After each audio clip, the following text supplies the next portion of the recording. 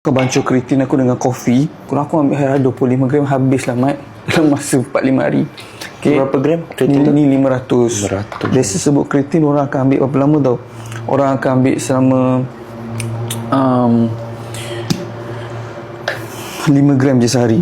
So aku tak banyak pun, banyak tu je. So aku akan campur dengan keratin. So keratin aku ni kalau kau beli kau akan dapat sekali scoop ni. Okey, kalau scoop ni rata maknanya 3 gram. Kalau kau ambil scoop dia lebih sikit, macam ni dia 5 gram. So aku ambil ni 5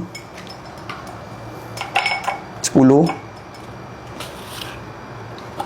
25 16 belum lagi 20 lebih sikit 22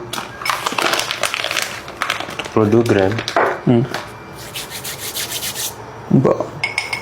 So Okay, kau boleh sedut dah Saf. bro, chill bro. Air panas aku letak supu je. Okay, gaul.